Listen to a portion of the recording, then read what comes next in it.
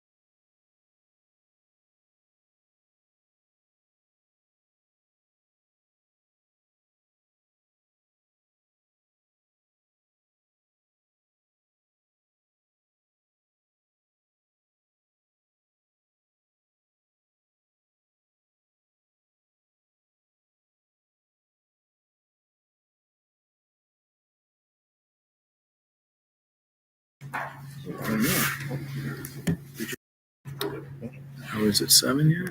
Not yet.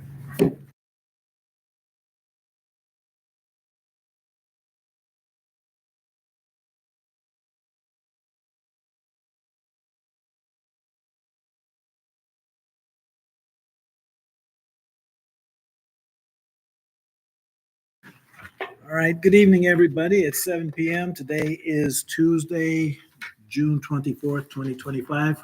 We'll go ahead and call the meeting to order, and we'll start with the Pledge of Allegiance. Ready, begin. I pledge allegiance to the flag of the United States of America and to the republic for which it stands, one nation, under God, indivisible, with liberty and justice for all. All right, thank you. I think before we get started, we'll go ahead and excuse two board members who are not present. I would entertain a motion for someone to excuse. I don't think we need to do them separately. Can we? Yeah, I'd make a motion to excuse Mr. Walcott and Mr. Heed. All right, thank you. We do have a quorum present, so we'll go ahead and take a vote. All those in favor signify by saying aye. Aye. Motion carries 3-0. Changes to the agenda, Dr. Finch, No changes. and communications. All right. We have the response to public comment as a placeholder. There were no public comments at our last meeting. And we have staff retirement recognition. And so we do have one of our staff members here, but before we introduce her, we will recognize staff members who are not able to be here this evening. So Carolyn Beaudry is a bus driver for us and is retiring with 11 years of service. Appreciate her service. John Knight is retiring as a custodian at the high school with 12 years of service to West Valley. Julie Martin, paraeducator at Tannin Valley, has served in the library for many years there. Julie is retiring with 26 years of service to the West Valley community. And Carmen Zamora, most recently was serving as secretary at the middle school, is retiring with 33 years of service. So we appreciate all of those staff members who are not able to be here this evening. And we do have Pam Bailey is here this evening. So Pam was featured on Kaima TV. She has 31 years of service to the West Valley School District as a bus driver and 29 years for the Mountain View route. So 29 years serving Mountain View families, 31 years overall. So Pam, come on up and we'll give you this nice clap.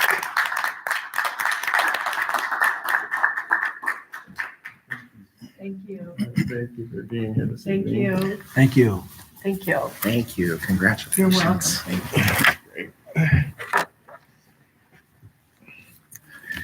Can I open this before I go? Oh, yeah. It's all yours.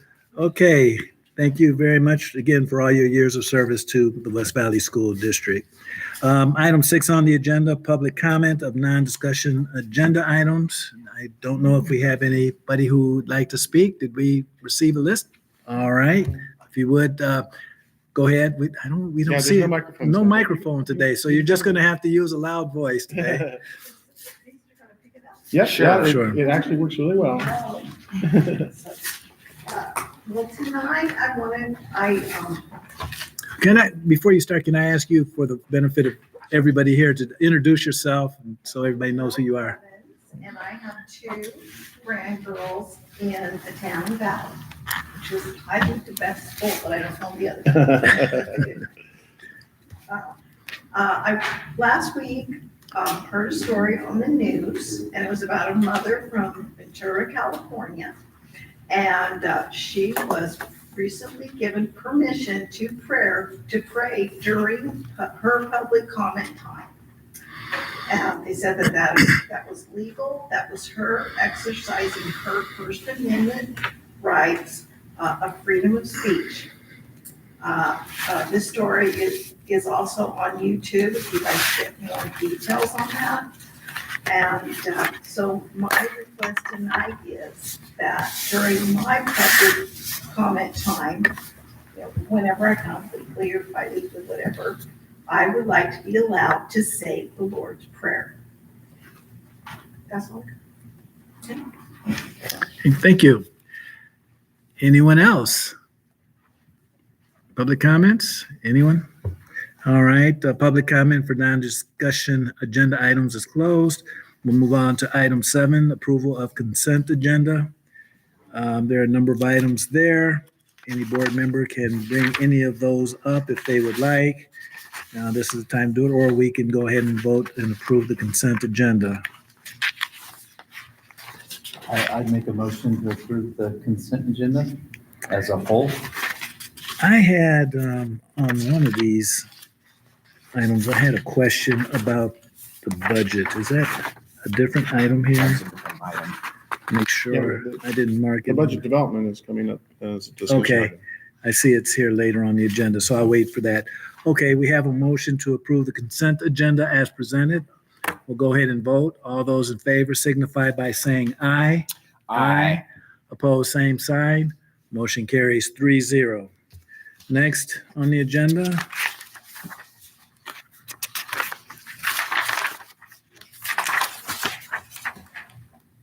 Item 8, budget development.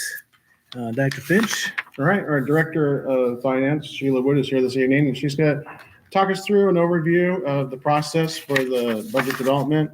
At our next meeting, we actually have a program for the Long Range Facilities Committee, and Corey Plager from DA Davidson is going to be here as well, looking again at the defeasance of funds, and also if we were to move forward with the recommendation from the Long Range Facilities Committee, what that cost would be for a bond issue as well. So that's going to be in the first meeting in July. In the second meeting in July, Sheila will present the first reading of the budget for the upcoming school year.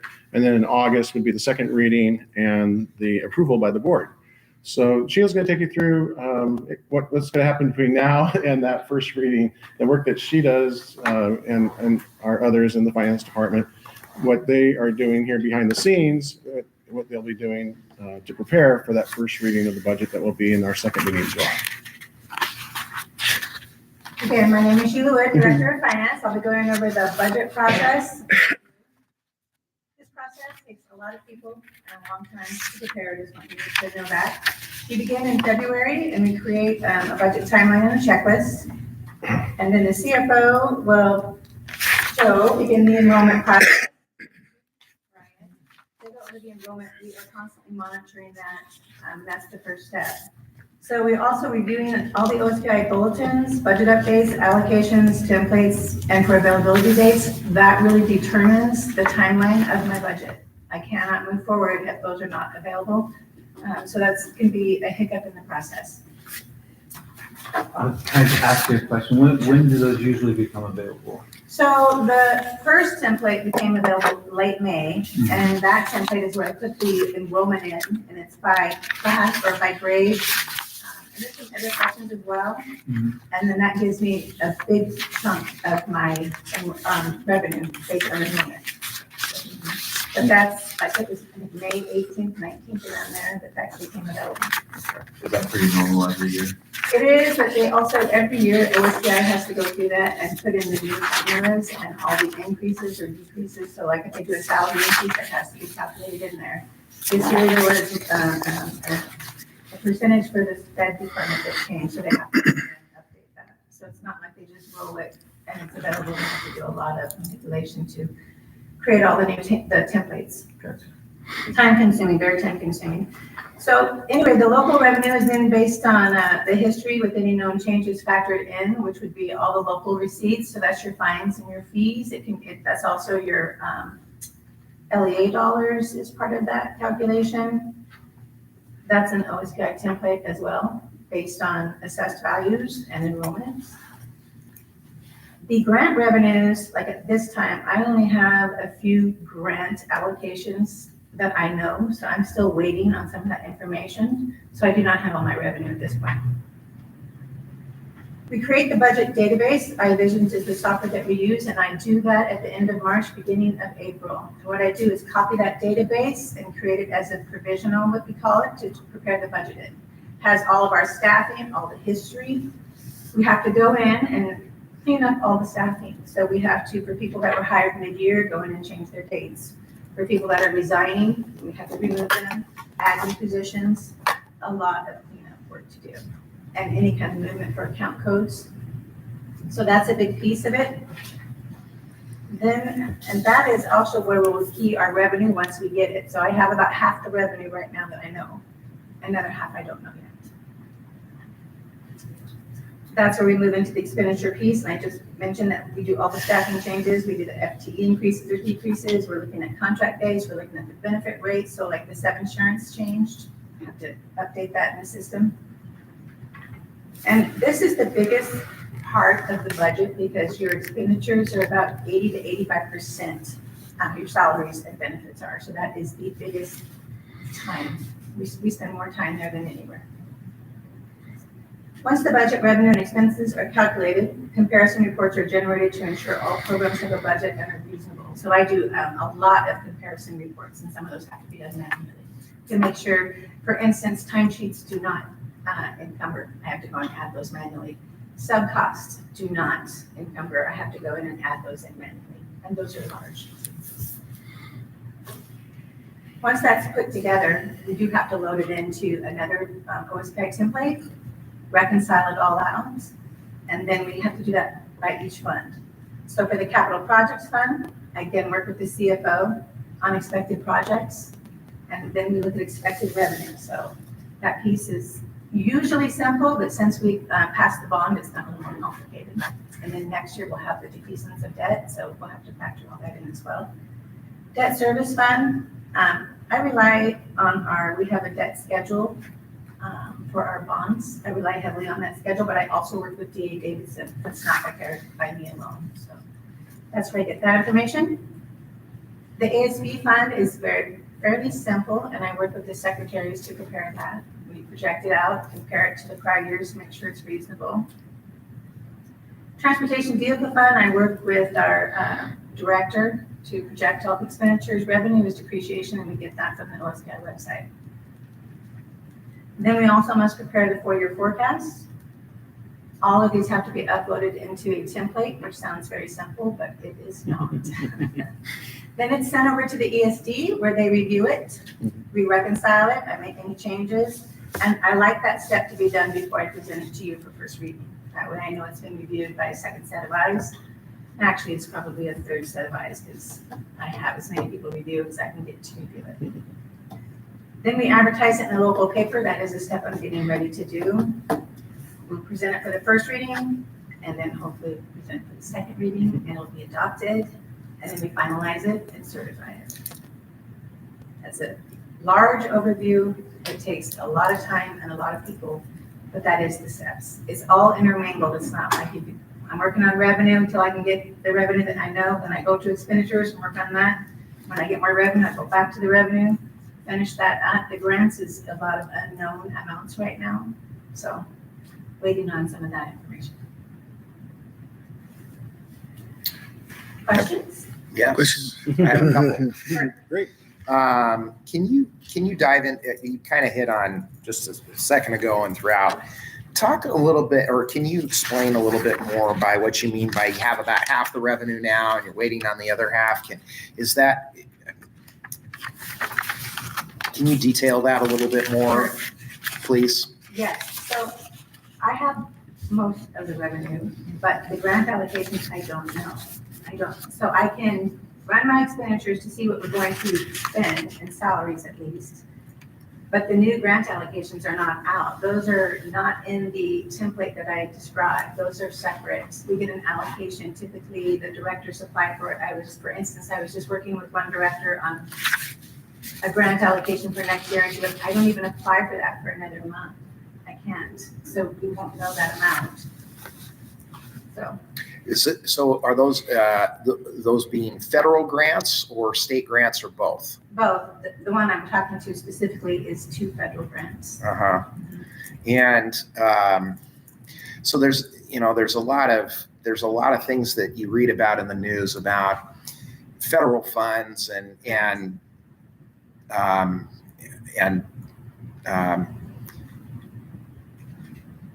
can you talk a little bit about, or to the extent that you know, is that all the changes? And yes, the federal fund, let me back up a second. Federal funds come to us through, they're allocated to the state, and then the state passes them out to us, correct? It's through a state agency, yes, but Right. it is, some of them are direct from the federal. Okay. So can you help maybe put some color on changes or timing issues as it impacts the development of the budget? So that particular challenge is why we build capacity into the budget, because I don't know. So as an example, the particular one I'm talking about is a federal grant. It's the special services grant. It's two pieces. It's about 1.2 million, not quite that, a little bit less than that. When I run the staffing, that's the bulk of it is staffing. If we gave increases and we balanced to the grant last year allocation, it's going to be more. When I go to run those numbers, it's going to be higher. So I will budget what we have and I will build in capacity. I talked to the director. She said we always get the max amount and she's expecting it to increase, but it's unknown. She doesn't know the exact number. For this particular budget year or fiscal year, are we, this is not relative to the budget development, but are we, how are we doing in terms of monies that we were expecting from either state or federal sources? Like, in other words, are we experiencing any delays in funding that has been previously promised to the district? Not to my knowledge. Okay. No. Okay. We do have some very small Right. grants state grants that I anticipate we probably won't get. Right. But they're small. I'm thinking back to COVID times where monies were promised or allocated to us, but the timing was a little bit off between one fiscal year to the next. And so, but these delays in terms of the forecasted revenue are not really attributed to previous monies that have been, or at least in large scale. None of our large scale ones that I'm aware of, but I don't know the allocations. I don't know if they're going to cut the amount, but we don't anticipate it. Are you aware? We're preparing as there are going to be some reductions, which is why you got to build in a little bit of capacity. Sure. Changes on the back end, so that's why it's great to have a healthy general fund because of some of the delays that could happen. For example, in June apportionment, we get told from the state, as you guys were well aware, all of a sudden we're gonna, hey, we don't have enough money to pay you for this month, so we're gonna pay you the rest in July. So those are some of the things you have to prepare for. Sure. We don't expect anything from title, any of the larger, the consistent grants. We're utilizing some history in order to get through that. But we are taking some precautions for part of title, like migrant and those types of things, where there's been a little bit of communication about them. Not sure what that's going to look like in the next year. And do keep in mind to add to Joe's comment on fund balance, when the new grants come in, we have to spend it to get it. And a lot of times they're not even approved until November. Yeah. We've already spent in September and October. We're spending out of our fund balance because we're not getting that revenue. And then when we do make the claim, it's delayed by a month because then you get it. So some of our grants, we're not even getting payments until November, December. But we've spent since September, October, November. That's where fund balance comes in. So one of my, Yes, thank you. Sorry, I No, said that's two okay. questions that ended up being like 7, so sorry about that. so that was raising a question, and I think you answered, but just to be sure. So some of our grants operate on a reimbursement basis. We don't get until we spend it first. Is that, or these aren't just delays? This is the process for some of these grants. Are they large grants that we get that operate that way? I mean, are they large grants that operate that way? The bigger ones? That makes it harder. Okay. Spend it, and if you don't spend it, they take it back. That was a follow-up question. They'll reduce it next year to the not being used. So we spend every dime, right? That's the goal. All right. Any more questions? No, I've got one. Yes, go ahead. You mentioned the 4-year forecast. Have you gotten through that, and can you share a little bit of what the 4-year forecast is? So it's challenging to predict 1 year, and 4 years is even more challenging. I can tell you, like, for instance, with, say the transportation vehicle fund, that's a very simple fund to budget. You buy buses, your revenue is depreciation. Your depreciation is based on your fleet. You can go right on the website and pull your fleet information, get a good idea of what your revenue will be. I work with Jamie. She wants to really beef up her fleet, so every year she's usually buying 2 or 3 buses. It's pretty simple. But the general fund, that's a whole nother beast. And so that one, most districts apply 1% of whatever the enrollment trend is, that your revenue tends to follow. You try and keep your expenditures within your revenue trend. So you just apply 1% typically is what you're gonna do.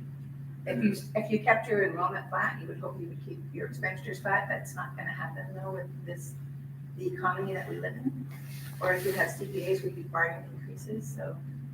Is the projected enrollment, is that a steady growth at this point of what we've seen the last couple of years, or is it projected to be kind of flat? COVID changed our enrollment, and it's not quite recovered, and our trend is going down. But Yeah, these are the 2 years. First grade. Within our area, so you saw a little dip essentially for these 2 years. So last year and then this coming year, kindergarten enrollments are expected to be lower, so we're taking that into account.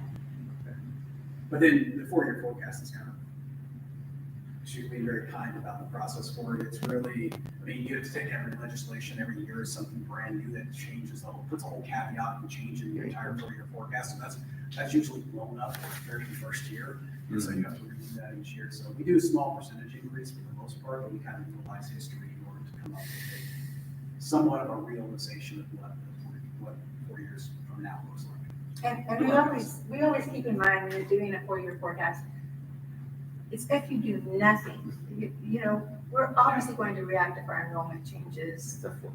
You know, so it's extremely difficult to predict 4 years out. Yeah. It's not very useful, to be honest. What is the source for the birth rates?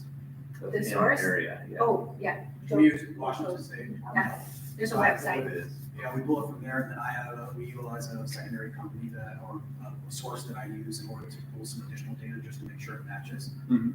And then we use housing development and child find as part of that process to kind of see where there's students coming in or moving into new developments, those types of things. And we kind of take all that information together and come up with a conservative kindergarten enrollment. Okay. And it's also interesting because I have a lot of people ask me, well, West Valley has so much construction, you must have a lot of new kids. Not necessarily. And we're not seeing that. That's not been the case. So are people from apartments moving into homes? It's the same families? I don't know. We have not seen that to be the true fact. That the enrollment has not been increasing. Thank you.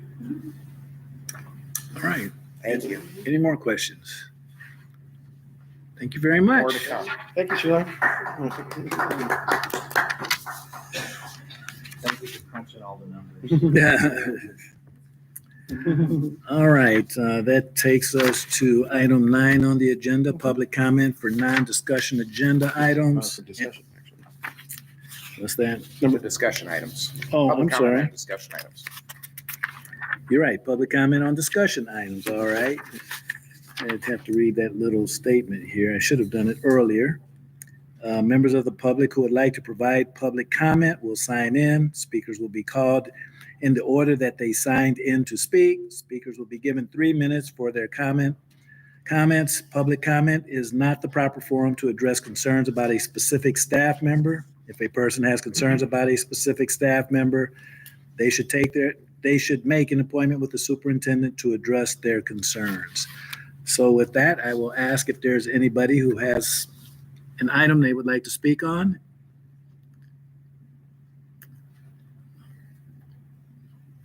All right, hearing none, we will close the public comment of discussion items and move on to item 10 on the agenda, action items.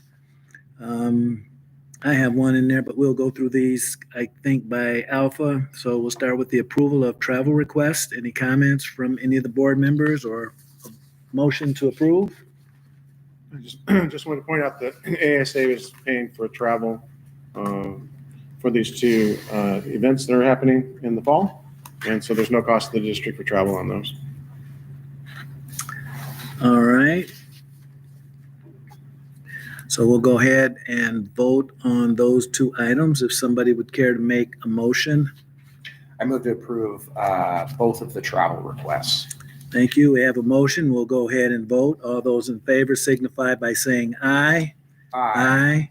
Pose same sign. Motion carries 3-0. Item B, approval of policy addition, revisions, and second readings. Anyone have any comments?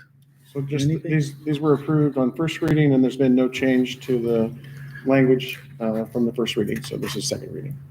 Okay, thank you. I have one, and I probably didn't catch it the first time around, but I'm sure it was there, and that's on 6801. Just some of the language, I'm just not sure. Was there any significance as to why we changed? If you look at on the memo here, item D is valued no less than $10,000.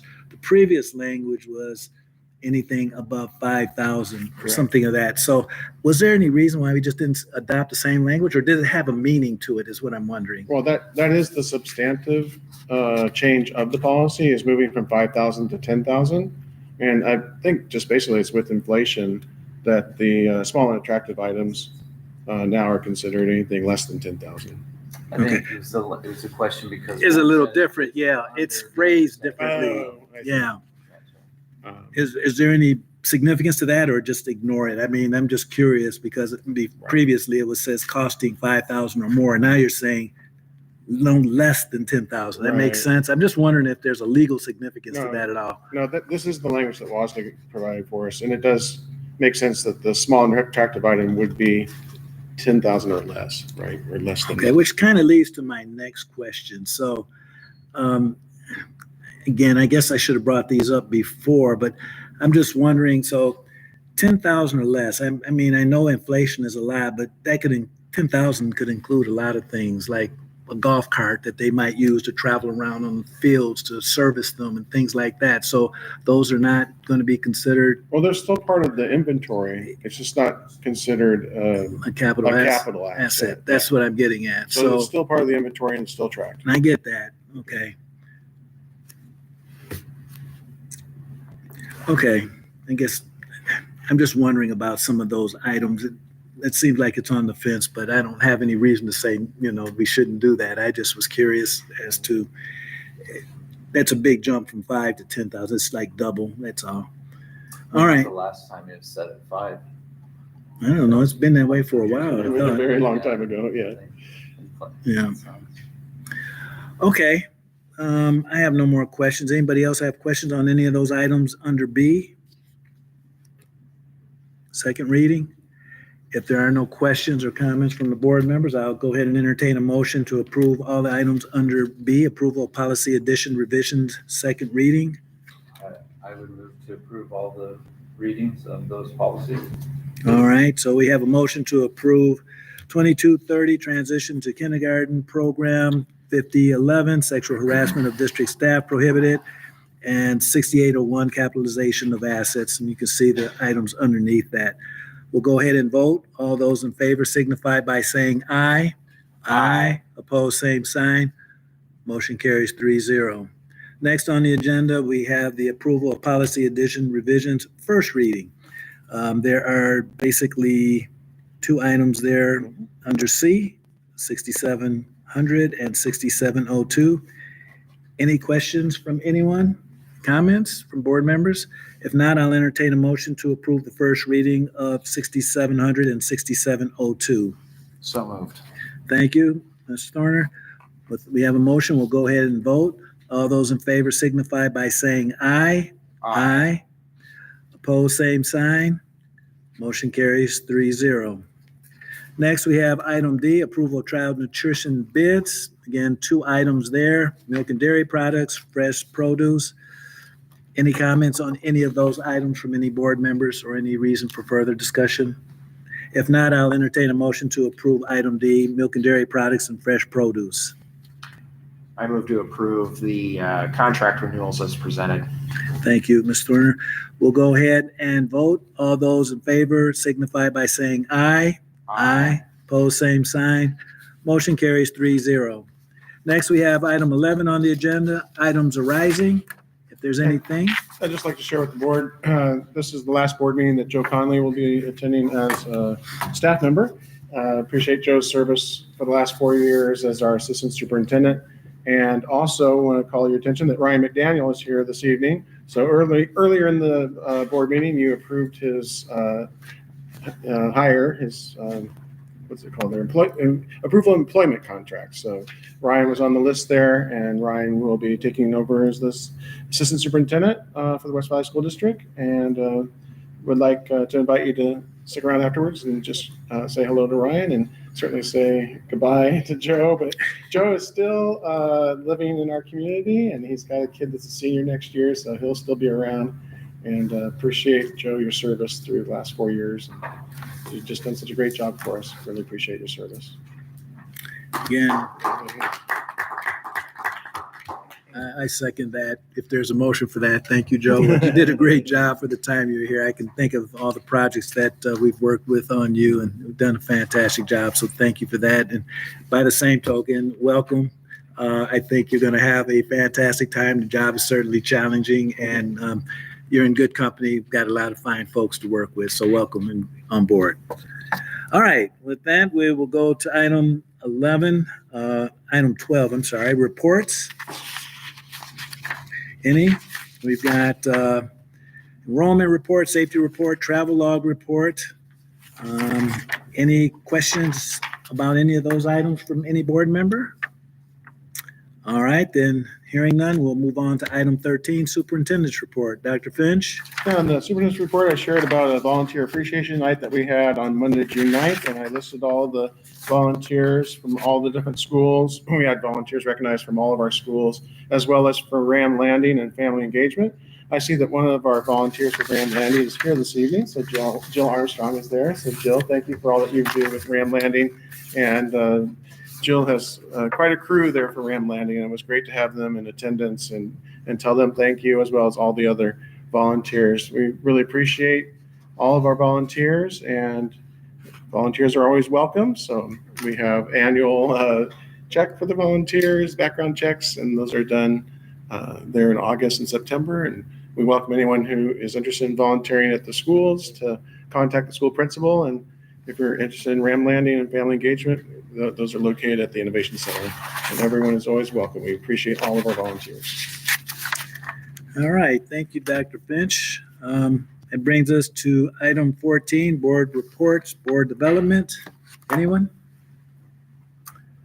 All right, then we'll move to item 15, adjournment. We'll adjourn the meeting. Today is June 24th. We'll adjourn the meeting 7:32 p.m. Thank you for those who made it to tonight's meeting. Board members, just